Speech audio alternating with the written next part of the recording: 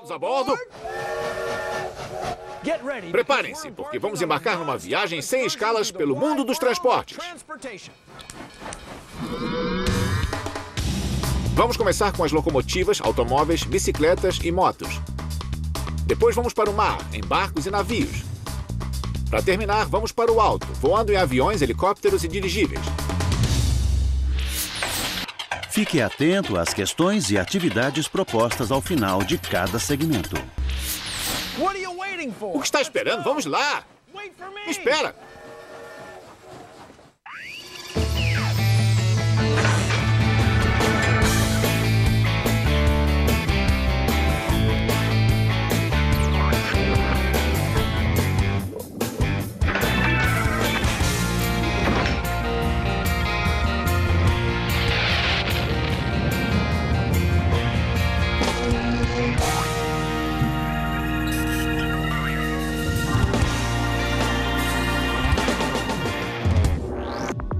Ao assistir à primeira parte deste programa, reflita sobre estas perguntas.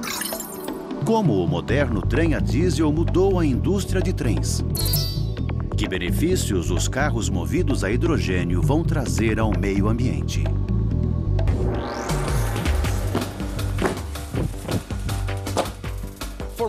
Por milênios, os meios de transportes eram os pés. Era assim que nossos ancestrais iam de um lugar a outro. Eles andavam por vales gelados, montanhas rochosas e vastos continentes, geração após geração, caminhando por milhares de anos. Até que conseguiram dar a volta ao mundo. Hoje pode-se fazer o mesmo em menos de 24 horas. A tecnologia que nos permite viajar mais rápido não foi inventada da noite para o dia, foi acontecendo aos poucos ao longo do tempo. Nossa história começa com a roda. No atual Iraque, antiga Mesopotâmia, os arqueólogos desenterraram rodas anteriores a 3500 a.C. A roda ajudou as antigas civilizações a se desenvolverem. E quando as rodas se aliaram a boas estradas, a fontes de energia e outras inovações da Revolução Industrial, as coisas realmente começaram a andar.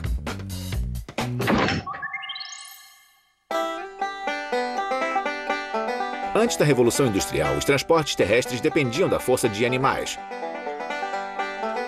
Cavalos, camelos, bois e outros animais conduziam pessoas para novas terras e novas oportunidades. O crescimento e a prosperidade das civilizações dependiam de sua capacidade de transportar pessoas e materiais o mais rápido possível. Tudo mudou com a invenção da máquina a vapor. No fim do século XVIII, James Watt criou robustos e versáteis motores a vapor que movimentavam máquinas simples. Engenheiros tentaram usar o novo motor de Watt em máquinas para transportar pessoas e cargas, mas elas eram muito pesadas. Em 1769, Nicolas Joseph Cugnot ligou uma máquina a vapor às rodas de uma carruagem. Sua invenção era um automóvel simples, mas ele era lento e pouco prático. Um inventor chamado Richard Trevithick conseguiu o que os outros haviam tentado. Ele projetou um novo e mais poderoso motor que usava vapor sob pressão. Ele instalou seu motor em um veículo com rodas. Os mineiros usavam trilhos desde a Idade Média para transportar cargas pesadas de minério. O atrito entre as rodas de metal e os trilhos é muito menor do que entre rodas de borracha e estradas. É muito mais fácil para um veículo iniciar um movimento sobre trilhos. Todo veículo apresenta resistência ao movimento devido ao atrito, e quanto maior o peso, maior o atrito. O motor precisa ser potente para vencer o atrito e mover o veículo. O veículo de Trevithick, que ele chamou de Newcastle, foi uma das primeiras locomotivas bem-sucedidas. Em 1804, ela transportou 10 toneladas de ferro e 70 homens por 16 quilômetros de trilhos, provando que a locomotiva era uma forma prática de transporte que aumentava muito a velocidade e a capacidade de viagens terrestres.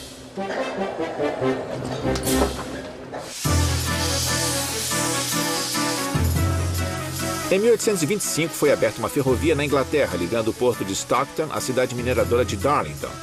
Ela reduziu os custos de transporte, baixando o preço do carvão e aumentando a comercialização. Ela também ofereceu o primeiro serviço regular de passageiros.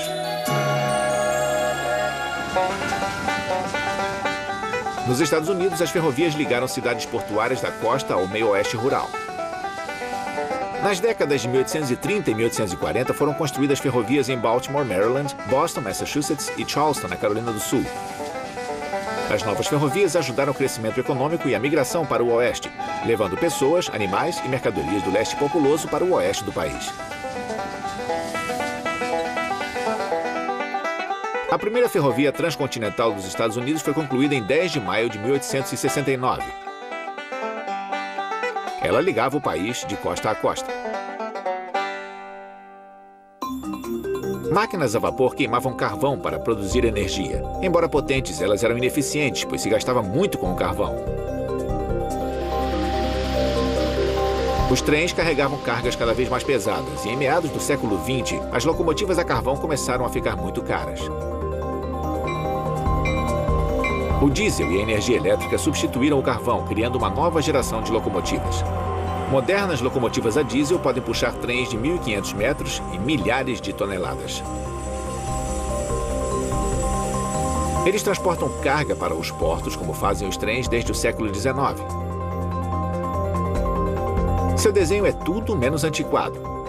Engenheiros estão sempre redefinindo as locomotivas, testando novos projetos de forma virtual. Computadores analisam a capacidade de locomotivas antes mesmo de serem construídas. Trens de carga e de passageiros são projetados para fins diferentes. Os trens de carga precisam de mais capacidade de transporte. E os de passageiros requerem mais velocidade, conforto e um deslizar suave e silencioso.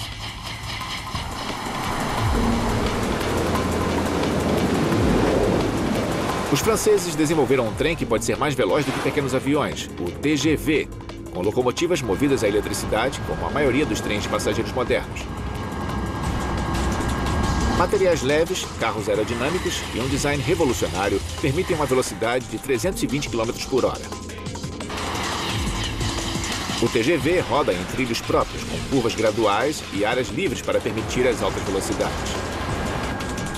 Trens mais antigos e mais lentos não rodam nesses trilhos, que permitem ao TGV chegar próximo de sua velocidade máxima.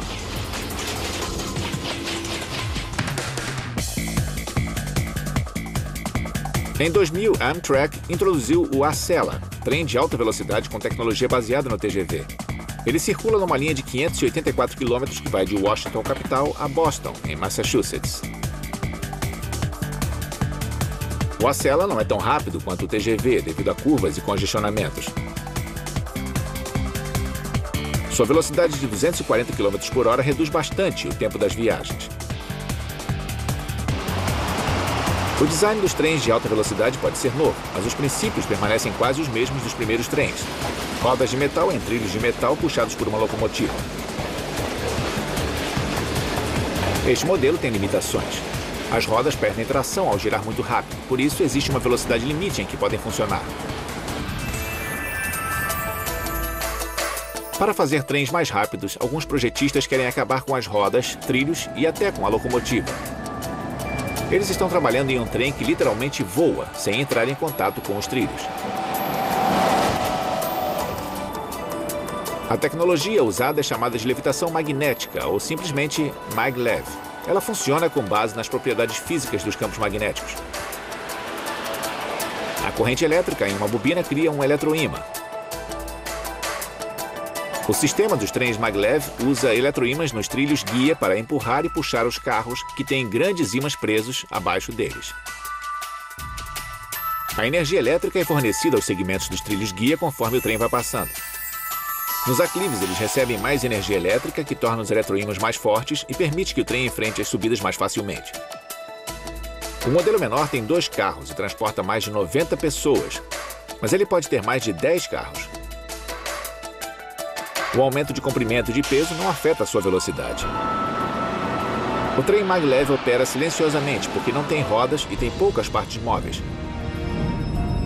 Este protótipo foi testado a aproximadamente 480 km por hora.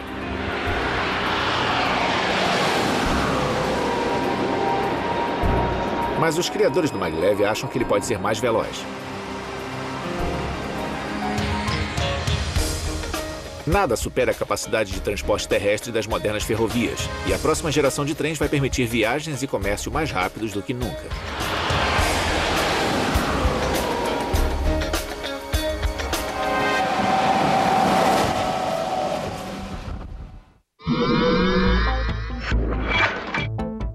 preciso muitas mentes para aperfeiçoar uma invenção. Elijah McCoy usou a observação e a atenção aos detalhes para fazer locomotivas mais eficientes.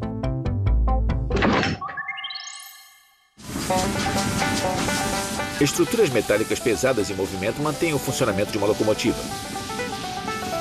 Na década de 1800, os trens precisavam parar para lubrificar suas peças, e isso consumia tempo e dinheiro. Elijah McCoy achou a solução. Filho de escravos fugitivos, McCoy nasceu por volta de 1844. Aos 15 anos, ele foi para a Escócia estudar engenharia mecânica. Quando voltou para os Estados Unidos, foi trabalhar para uma ferrovia lubrificando locomotivas. McCoy criou um recipiente de óleo autolubrificante que foi patenteado em 1872. Sua invenção eliminou a necessidade das paradas dos trens para lubrificação, permitindo que seguissem viagens sem interrupção por longos períodos. Outros inventores tentaram copiar o modelo de McCoy, mas poucos conseguiram alcançar seu alto padrão de qualidade. Os clientes pediam seu produto pelo nome, ajudando a difundir a frase "o verdadeiro McCoy".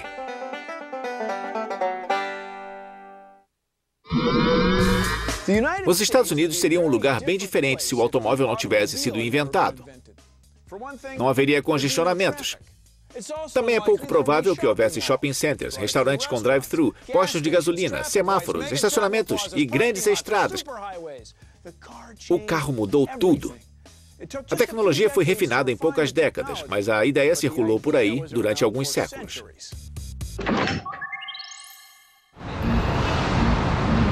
Os americanos dirigem mais de 2,4 trilhões de quilômetros por ano. Mais de 60 milhões de vezes a circunferência da Terra. Esta estatística incrível se deve ao automóvel. Mas quando inventado, o automóvel era bem diferente do que conhecemos hoje. Ele surgiu da integração de muitas outras ideias e invenções importantes.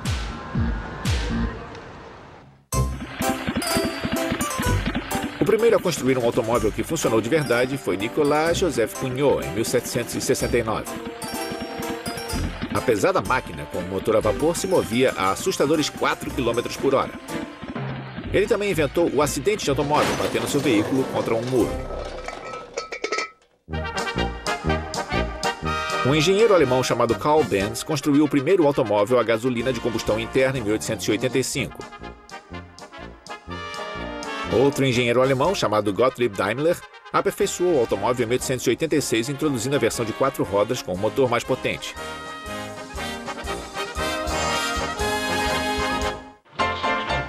Nessa época, construir automóveis ainda era um processo lento e caro, acessível apenas aos mais ricos. A produção de automóveis foi revolucionada em 1908, quando um mecânico chamado Henry Ford inventou um novo sistema de fabricação. Simplificando partes e desenvolvendo uma linha de montagem, Ford foi capaz de produzir carros com rapidez e a baixo custo. O Ford T foi produzido em massa de 1908 a 1927. O preço original era de $850 e caiu para menos de $300 em 1925. Em 1920, cerca de metade dos carros no mundo eram Ford T. O mundo foi mudando para se ajustar ao número crescente de automóveis. Em 1925, havia 800 mil quilômetros de estradas nos Estados Unidos, número que dobrou em 1935. Após a Segunda Guerra Mundial, os subúrbios aumentaram, assim como o número de pessoas que se dirigiam até eles. O carro estava mudando o estilo de vida americano e as feiras davam pistas do que estava por vir. Let us explore together the future. A future not of dreams, but of reality. Plazas of urban living rise over freeways. Vehicles electronically paced travel routes remarkably safe, swift and efficient. Mas esta era de otimismo automotivo estava para desmoronar literalmente.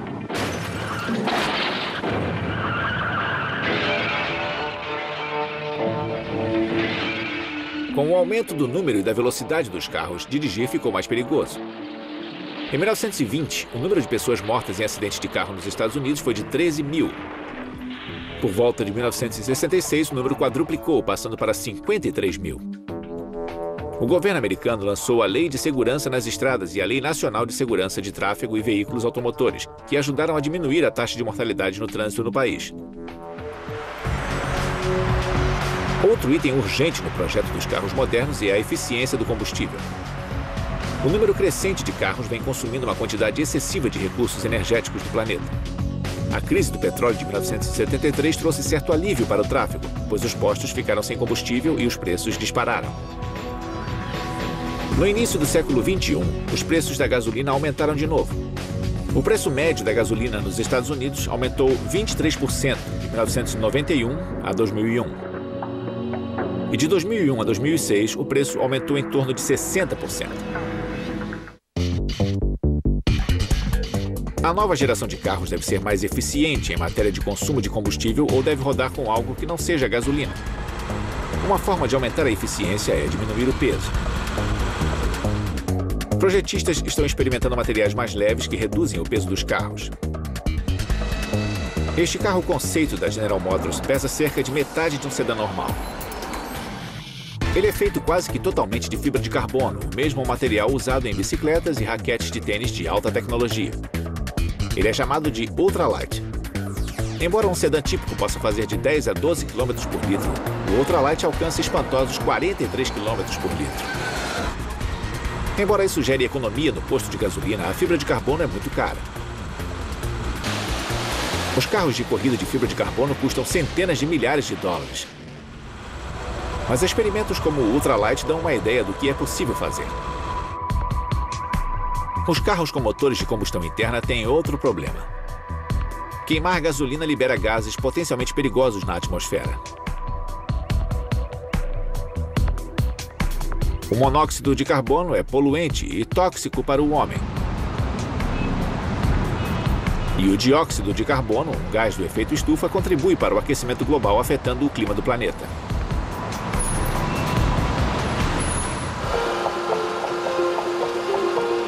Para resolver o problema da poluição, alguns projetistas querem substituir os motores de combustão interna. Este carrinho de golfe é movido por célula a combustível de hidrogênio, que gera eletricidade. Ele obtém energia a partir da união entre hidrogênio e oxigênio para produzir água. Este protótipo não usa combustíveis fósseis como a gasolina. Ele usa apenas hidrogênio e oxigênio, que são abundantes. E só elimina puro vapor d'água. Células a combustível poderiam solucionar os problemas de fornecimento de energia e poluição, mas como em outras tecnologias experimentais, alguns itens precisam ser aperfeiçoados. Não existe rede de distribuição de hidrogênio como existe para a gasolina. E o hidrogênio pode ser perigoso. Quando misturado ao oxigênio, ele queima violentamente.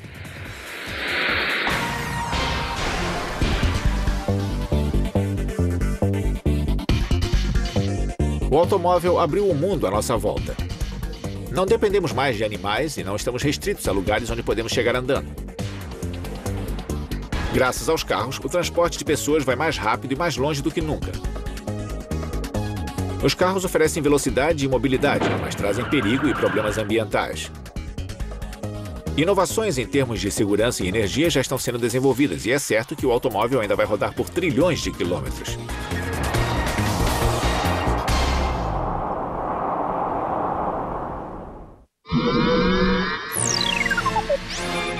Como você projetaria um carro menos prejudicial ao ambiente?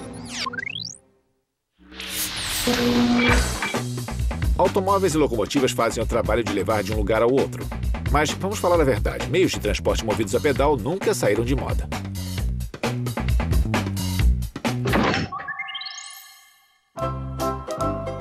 Pode parecer simples, mas esta invenção é uma obra-prima dos projetos. A bicicleta. 2 rodas, um quadro, guidão, pedais e uma corrente.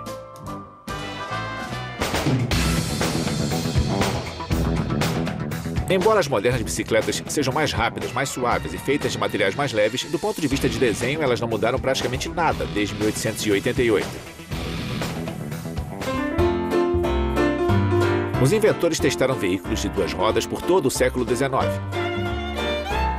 O primeiro precursor da bicicleta foi chamado de Draziana, inventado pelo barão Karl von Drais de Sauerbrunn, da Alemanha. Ele não tinha pedais, apenas um assento, 2 rodas e alguma coisa para segurar. Os ciclistas empurravam o chão com os pés para andar. Na década de 1840, inventores aperfeiçoaram a Draziana, acrescentando pedais conectados às rodas dianteiras. Esses modelos foram chamados de velocípedes. Eles tinham armação de ferro e raios de madeira e pulavam tanto que ganharam o apelido de chacoalhadoras de ossos. Embora a coisa tivesse funcionado e tivessem sido feitas cópias que foram usadas para distâncias razoáveis, o mercado não estava pronto para elas. Esta foi a chance dos franceses. Os franceses criaram o modelo seguinte da bicicleta, ligando os pedais diretamente às rodas dianteiras, maiores do que as traseiras.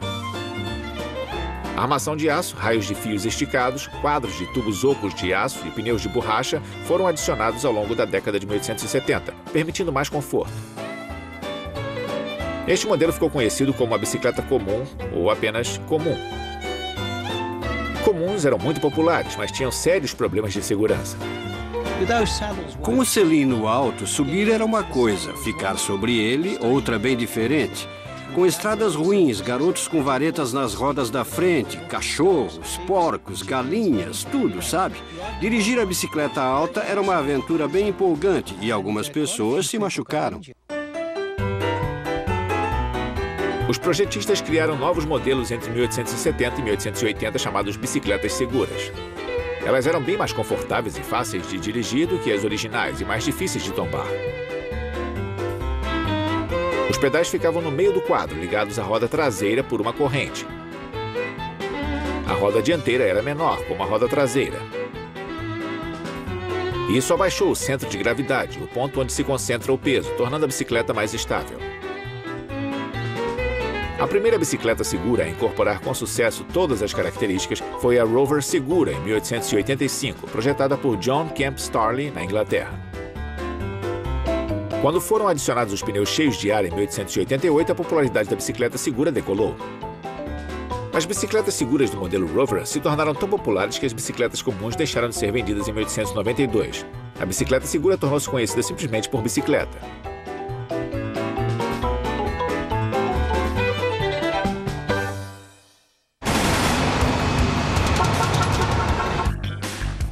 Hoje há 2 vezes mais bicicletas do que automóveis no mundo. As bicicletas modernas têm marchas para múltiplas velocidades e bicicletas de corrida são feitas de fibra leve de carbono, tornando-as mais fáceis de movimentar. Bicicletas podem atingir velocidades de 16 a 24 km por hora sem muito esforço. O automóvel está gradualmente substituindo a bicicleta em países pobres com economia em crescimento como a China. Mas ela sempre será um eficiente, saudável e barato meio de transporte.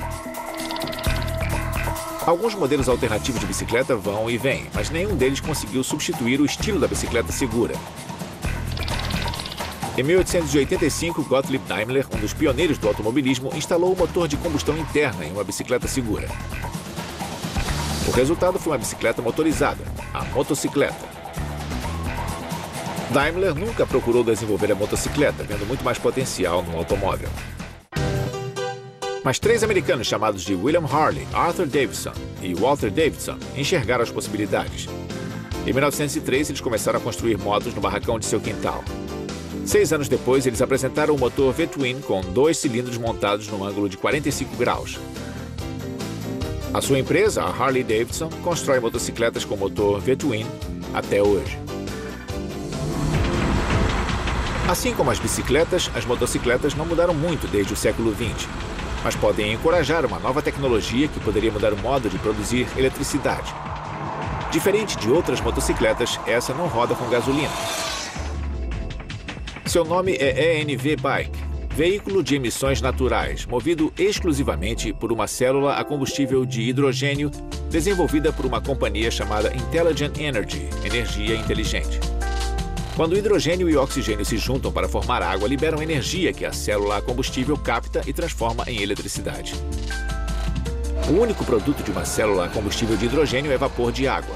E o veículo é mais silencioso, tornando o modelo ENV favorável ao ambiente. A sua célula a combustível é acoplada a uma bateria para aceleração, que chega a 80 km por hora. A célula a combustível pode também ser adaptada a ferramentas elétricas. A parte brilhante é que com essa tecnologia podemos transformar qualquer moto em algo simples. A fonte de energia está no estado sólido, a célula de combustível não tem parte móvel, não existe uma caixa de câmbio, não há nada de complicado na moto.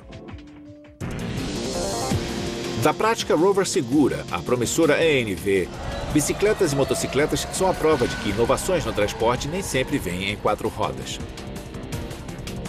A bicicleta sempre será um modo barato, mas incrivelmente eficiente de locomoção. As motocicletas, eternos símbolos de independência, são uma plataforma para a tecnologia que pode revolucionar o modo de vida de todos nós. E tudo isso vem em somente 2 rodas.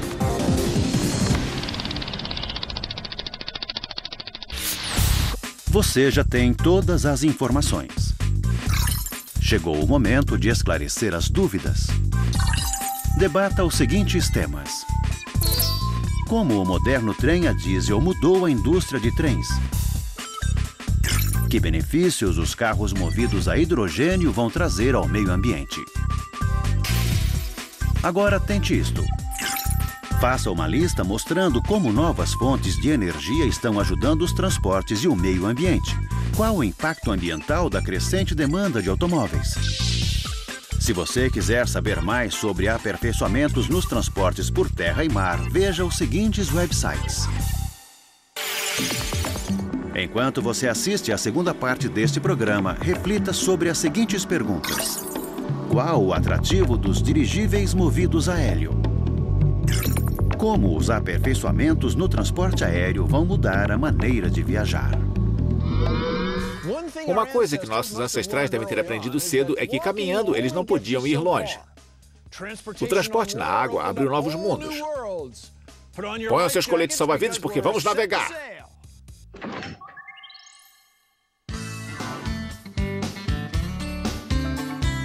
Com mais de 70% da superfície da Terra coberta de água, as pessoas desenvolveram meios de cruzar rios, lagos e oceanos. Para se lançar nos confins aquáticos da Terra, eles inventaram o barco.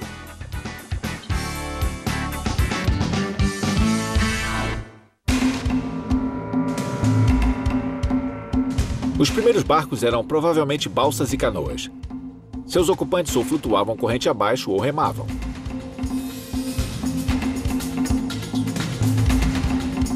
Os egípcios foram os primeiros a criar barcos sofisticados, navegando o rio Nilo e o mar Mediterrâneo há 5.000 ou 6.000 anos. As inovações técnicas gradualmente produziram barcos melhores, o que acabou fazendo dos veleiros o transporte dominante. Velas maiores podiam capturar mais vento. Barcos maiores aumentaram a eficiência para o comércio, o transporte e as guerras. Navios maiores também podiam navegar grandes mares. Quando os europeus inventaram navios mercantes maiores no século XII, navegar no oceano ficou mais fácil.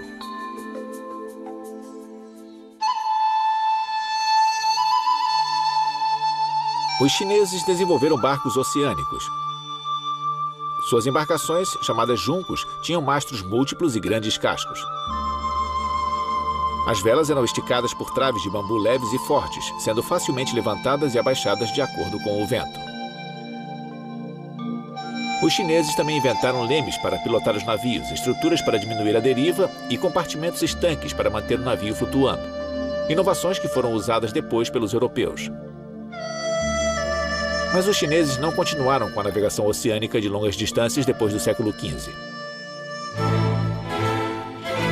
Os europeus exploraram os oceanos para aumentar a riqueza dos seus impérios.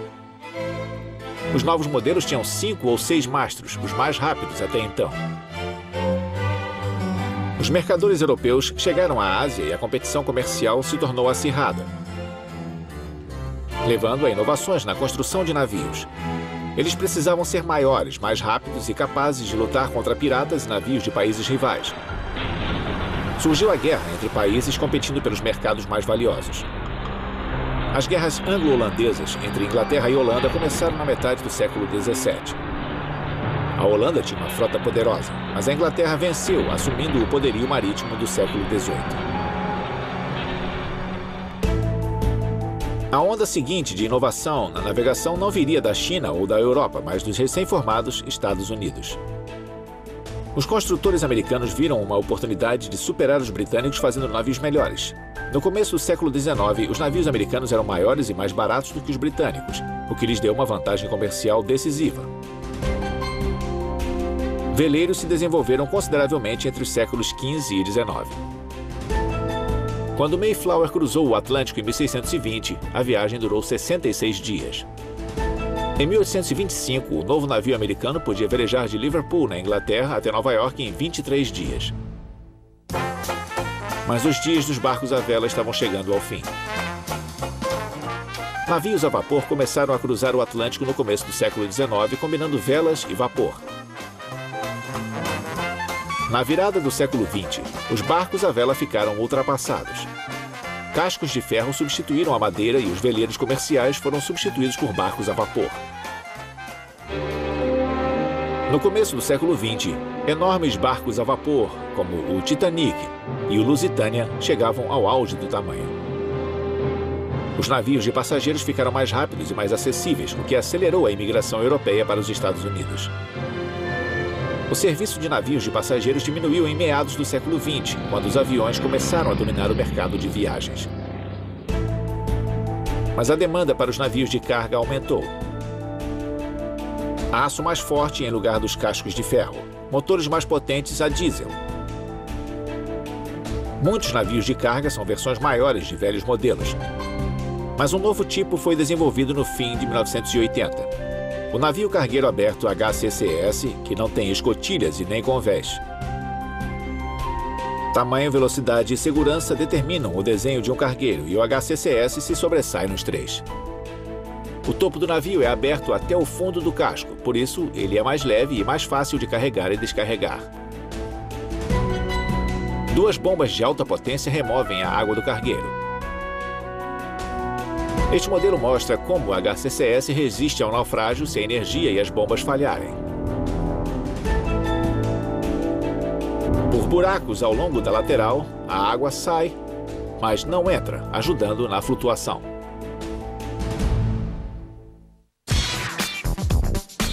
Navegar no oceano nem sempre tem a ver com transporte de carga. Navios de cruzeiro cheios de turistas viajam o mundo. Um desses navios é o Radiance of the Seas, que leva passageiros ao redor do Alasca. As amplas janelas do navio oferecem vista panorâmica das montanhas cobertas de gelo e florestas primitivas. O Radiance of the Seas tem mais de 17 andares e um átrio central de 7 andares. O navio tem motores gigantes, como estas turbinas de 34 mil cavalos de força. Todos os seus sistemas são controlados eletronicamente. Restaurantes luxuosos, lojas, cinemas, salões de dança, acessos à internet e cabines elegantes fazem deste navio um paraíso flutuante. Desde tempos antigos, as pessoas inventavam meios de cruzar as águas que dividem nosso planeta. De remos e velas a motores gigantes, aperfeiçoamos nossa habilidade de viajar pelos mares, lagos e rios que nos rodeiam. E viajar pelas águas do planeta nunca foi tão confortável.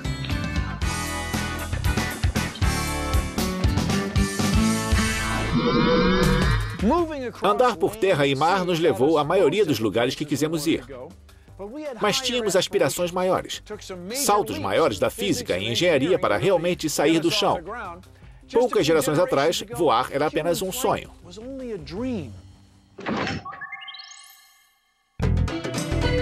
Ir de um lugar a outro no chão pode ser uma tarefa difícil. Montanhas, rios, desertos e oceanos são obstáculos assustadores. Em vez de tentar passar através deles, seria muito mais fácil passar por cima deles, voando. As pessoas sonhavam em voar desde os primórdios da civilização, mas foi apenas no último século que o voo humano se tornou possível. A primeira invenção voadora foi a pipa, usada pelos chineses no século V a.C. Mas as primeiras tentativas de aeronaves tripuladas geralmente não foram bem-sucedidas. Evidências mostram que os antigos egípcios e gregos tentaram alcançar os céus imitando os movimentos dos pássaros. No Renascimento, um gênio versátil teve uma revelação. Leonardo da Vinci foi mais do que um artista talentoso. Ele foi um inventor habilidoso, um engenheiro cujas ambições incluíam o voo. Ele desenhou asas com base nos princípios da física, em vez de imitar os pássaros.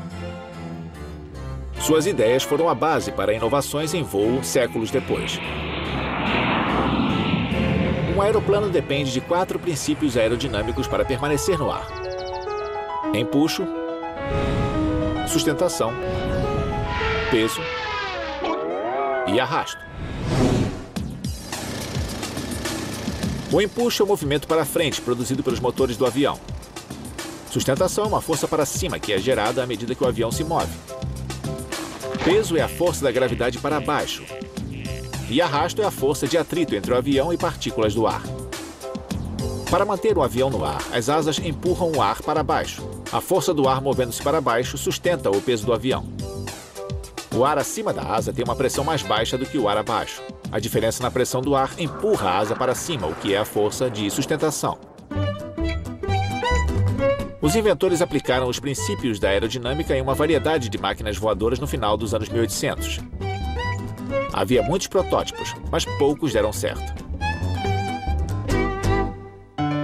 Então, em 1889, 2 mecânicos de bicicletas, chamados Orville e Wilbur Wright, tornaram o sonho de voar uma realidade. Os irmãos Wright aplicaram seus conhecimentos em bicicletas para voar, e os resultados mudaram o mundo para sempre. Wilbur e Orville usaram planadores para testar suas asas. No outono de 1900, eles testaram um planador com asas de 5 metros de envergadura. No verão de 1902, seus planadores fizeram história como o primeiro aeroplano controlado, capaz de mudar de direção. E chegou o momento. Em 17 de dezembro de 1903, Orville pilotou o Flyer One, em Kitty Hawk, na Carolina do Norte. Foi o primeiro voo tripulado bem-sucedido do mundo, em um veículo mais pesado do que o ar. O voo durou apenas 12 segundos e percorreu 36 metros. Este voo deu início a uma nova era, a era do avião.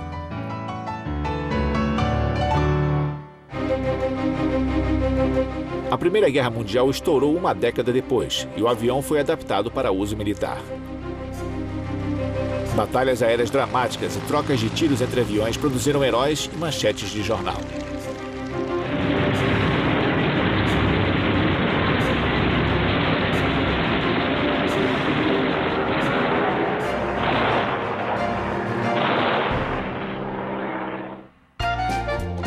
Os aviões também se expandiram para uso civil. Louis Blériot foi o primeiro homem a voar sobre o Canal da Mancha em 1909. Depois da guerra, o Serviço Postal dos Estados Unidos fez a primeira entrega. E em 20 de maio de 1927, Charles Lindbergh foi o primeiro a voar direto de Nova York a Paris. O voo durou 33 horas e meia e Lindbergh foi celebrado nos 2 lados do Atlântico pelo seu feito. No fim da Segunda Guerra Mundial, os modelos de aviões alcançaram novos patamares. Motores a jato desenvolvidos para aviões de combate da Segunda Guerra aumentaram muito a velocidade da viagem aérea. Com o Boeing 747 ou o Jumbo em 1970, os aviões se tornaram capazes de levar mais pessoas mais longe do que nunca. Aviões modernos oferecem entretenimento, comunicação e velocidade. Televisão, filmes, música e telefones disponíveis ao toque de um botão. Os engenheiros estão projetando uma nova geração de aviões supersônicos que ultrapassam a velocidade do som, 1.200 km/h. Eles estão testando diminuir a onda de choque no estrondo sônico, um barulho ensurdecedor produzido pela quebra da barreira do som. Se conseguirem, as pessoas poderão viajar mais rápido do que nunca. O Airbus A380 pode levar cerca de 555 pessoas em 2 andares e cargas em 3 andares. Alguns modelos têm salões, assentos maiores e até lojas. Dos planadores aos aviões comerciais, a tecnologia de voo progrediu, indo muito além de nossas primeiras tentativas de ganhar os céus. Durante séculos, só se podia sonhar em voar. Mas graças aos esforços dos pioneiros da aviação, o sonho se tornou realidade.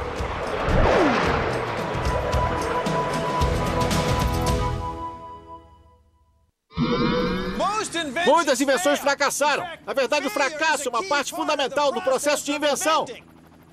Fracassando e corrigindo por experimentação, muitas invenções levantaram voo, chegando ao helicóptero.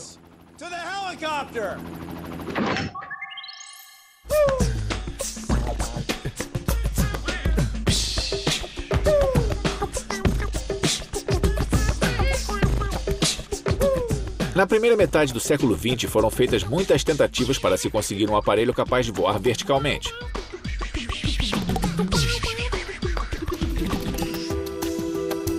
Um jovem inventor, o imigrante russo Igor Sikorsky, inspirou-se em esquemas de Leonardo da Vinci, que desenhou máquinas voadoras parecidas com os helicópteros de hoje.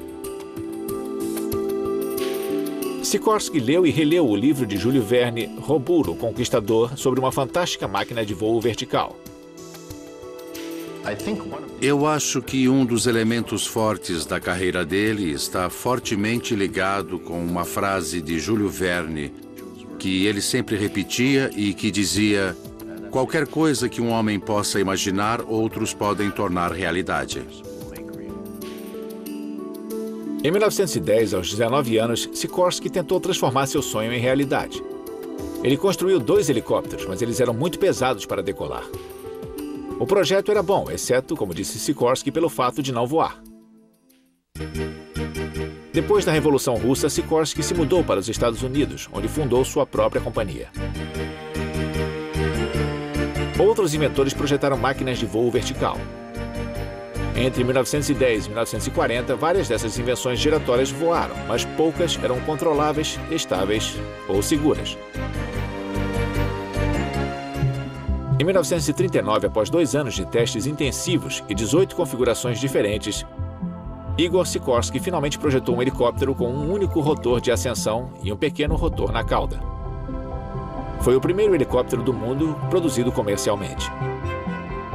O primeiro voo desse modelo foi feito em 8 de dezembro de 1941.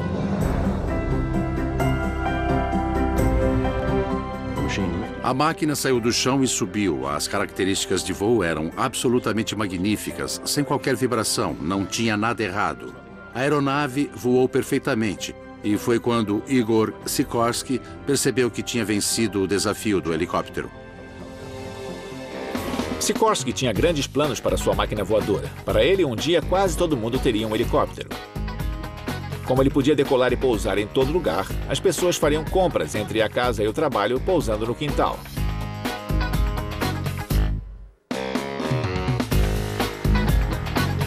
O helicóptero de Sikorsky não substituiu o automóvel, mas teve importante papel na história militar e da aviação modernas.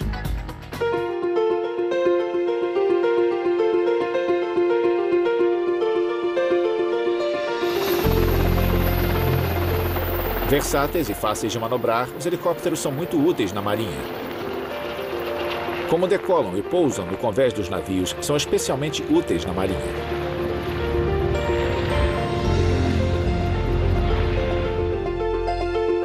Os helicópteros modernos nos permitem chegar a áreas isoladas do globo, como as geleiras. Usando helicópteros, cientistas podem examinar amostras de gelo glacial com pistas da história do nosso planeta.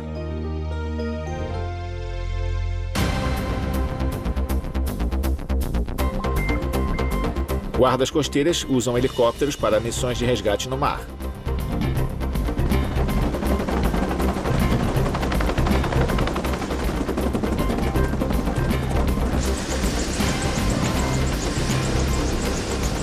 Hospitais transportam pacientes em estado crítico em helicópteros.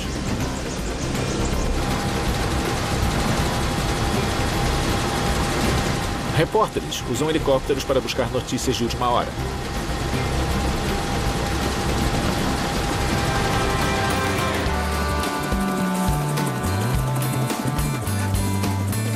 Quando a facilidade de manobra no ar é essencial, os helicópteros entram em cena.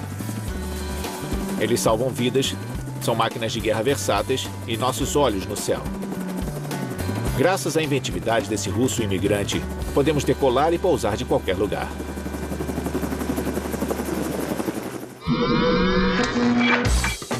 Durante muitos anos, os balões foram usados para fins promocionais.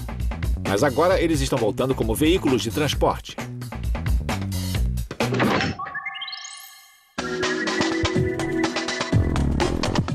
O futuro da viagem aérea está se aperfeiçoando. Mas bem antes dos irmãos Wright e da era dos aviões, as pessoas exploraram os céus usando balões de ar quente.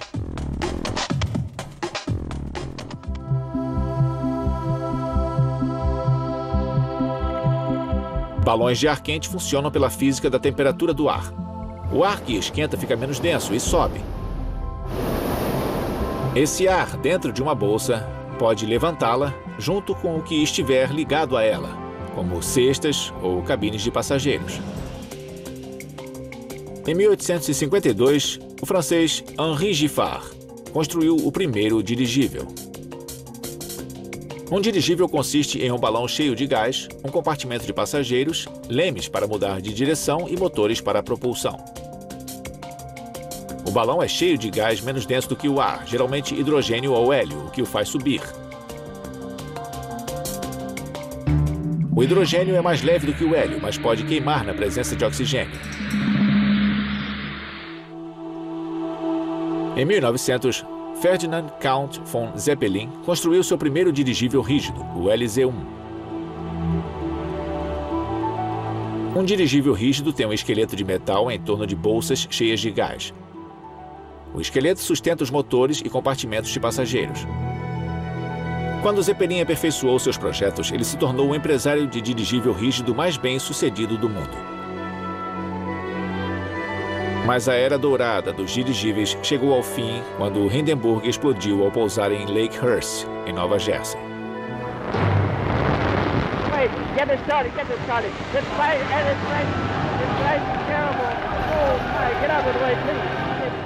O hidrogênio do dirigível queimou rapidamente e 37 pessoas morreram.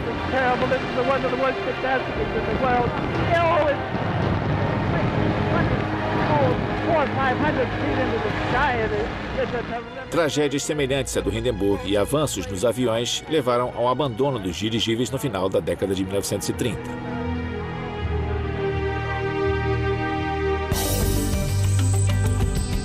Hoje, alguns engenheiros exploram novas possibilidades com gases leves para viagens aéreas. A Aeros, uma companhia que projeta e fabrica dirigíveis, desenvolveu a próxima geração do dirigível chamada Aeroscraft. Esta máquina voadora gigante talvez possa um dia carregar carga e transportar passageiros pelo céu com um nível de segurança e conforto desconhecidos no transporte aéreo.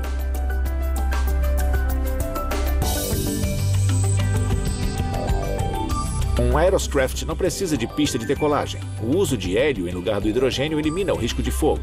Como o hélio só fornece cerca de 2/3 da sustentação necessária para o Aeroscraft subir, motores a jato montados verticalmente geram a força de elevação para a decolagem.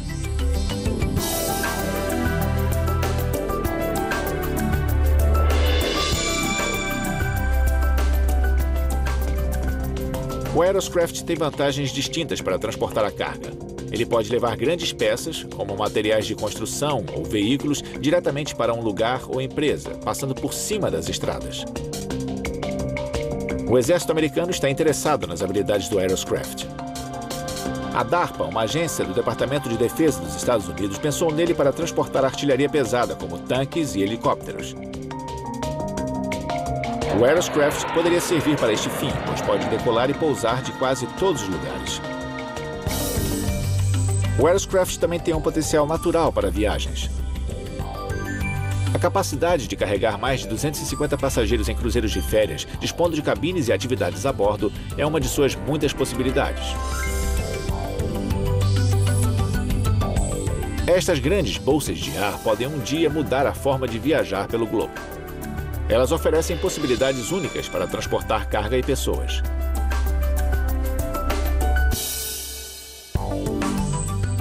O conceito por trás destas máquinas voadoras gigantes pode ser antigo, mas a próxima geração está cheia de novas ideias.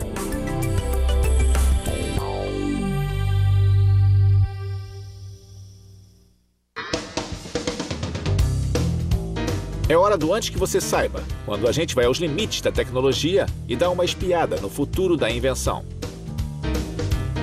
Nós enviamos estudantes à feira de tecnologia Wired Next Fest, em Nova York, para conhecer e experimentar algumas tecnologias emergentes.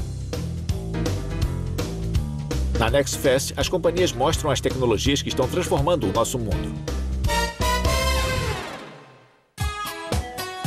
Hoje estamos analisando avanços nos transportes. Para reduzir nossa dependência em petróleo, fabricantes de carros estão procurando meios alternativos de abastecer os veículos. Vamos conhecer o etanol, um combustível inofensivo ao ambiente feito principalmente de cana-de-açúcar e de milho.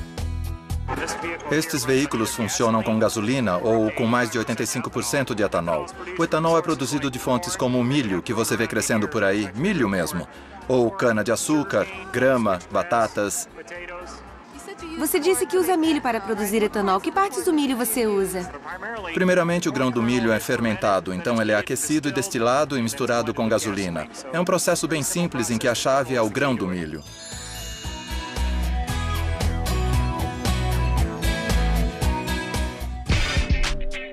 Os veículos chamados híbridos são movidos por motores elétricos e a gasolina. Há um pequeno rotor elétrico que trabalha com motor a gasolina, que é o que faz do híbrido, parte elétrico e parte a gasolina. E ele é conectado a uma bateria na traseira do carro. Dirigindo, o motor elétrico funciona um pouco e o motor a gasolina outro pouco. E eles vão trabalhando juntos para conseguir a melhor eficiência do motor. E você disse que também é 20% melhor no consumo? Ele melhora em cerca de 20% a economia de combustível e o preço é baixo, então as pessoas podem comprar.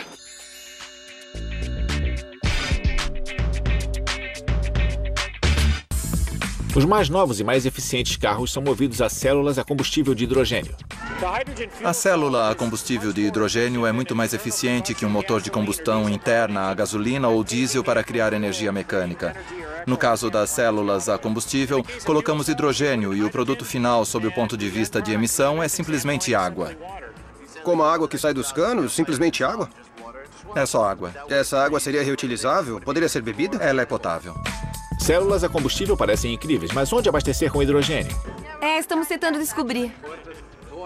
A ideia é distribuir hidrogênio do mesmo jeito que distribuímos gasolina. 3 postos de gasolina, diesel e hidrogênio. Porque vai haver carros a gasolina nas estradas ao mesmo tempo que carros movidos por célula a combustível. Obrigada. Claro.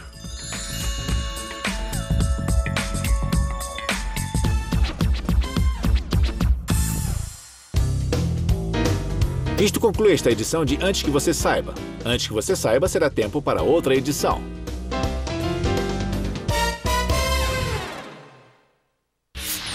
Você já tem todas as informações. Chegou o momento de esclarecer as dúvidas. Debata os seguintes temas. Qual o atrativo dos dirigíveis movidos a hélio? Como os aperfeiçoamentos no transporte aéreo vão mudar a maneira de viajar? Tente isto. Faça vários aviõezinhos de papel. Varie o desenho, tamanho e peso. Usando o mesmo impulso, anote o quanto cada um permanece no ar, a distância que percorrem e o quanto eles sobem. Esperamos que você tenha gostado desta viagem aos transportes com o Discovery na escola. Se você quiser saber mais sobre como os transportes estão ajudando a moldar o futuro, veja estes websites. Vamos decolar! É incrível! Imagine que há poucas gerações, a maior parte das pessoas passava toda a vida num espaço de poucos quilômetros de sua casa. A viagem espacial está nos levando a novas alturas, novos destinos, expandindo horizontes. O céu não é mais o limite. Eu lá é para o controle da missão. Desligando de maiores invenções dos transportes e partindo. Te vejo na cabine. Versão brasileira Vox Mundi.